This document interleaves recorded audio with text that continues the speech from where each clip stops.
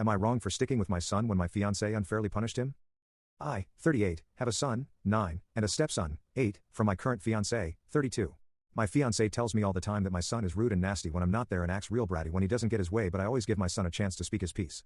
I try to give my son the benefit of the doubt. Now, my son is a really good kid but doesn't play well with others, especially loud kids who love to tease and make fun. My stepson loves to tease him to the point where he gets angry and takes matters in his own hands while I've punished him for it. I've also punished his stepbrother for keeping it going and not respecting boundaries, which I think is fair. However, my fiancé always try to paint it like he can dish it but can't take it. I happen to know that he only teases when he gets teased first, mostly because he can't tell if it's an attack or just pure fun. I don't think he really cares which, he just doesn't like it. Last Saturday, the 12th, not the 19th, I come home from work and I find my son on punishment, and when I ask him why, he breaks down and starts crying. I see his stepbrother in the living room playing on the PS5. I asked my fiancée why my son is in his room and she tells me that he was being rude and nasty to all of the kids and adults at an earlier party because he lost a game. I sit him down and ask him what happened. He tells me that the whole day, he avoided people who he knew were going to tease him and make fun of him because he knew that the adults would find it amusing and do nothing about it, but if he made fun of someone, my fiancée would be on his ass immediately.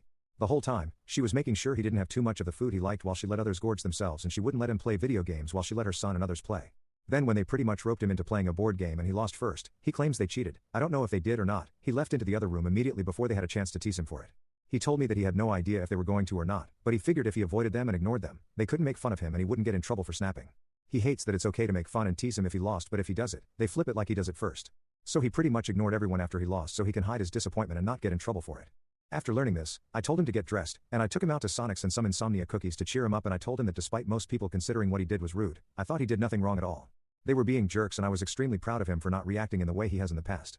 When we came back home, I found my fiancée packing her things up and taking her son to go stay with her mom for a while.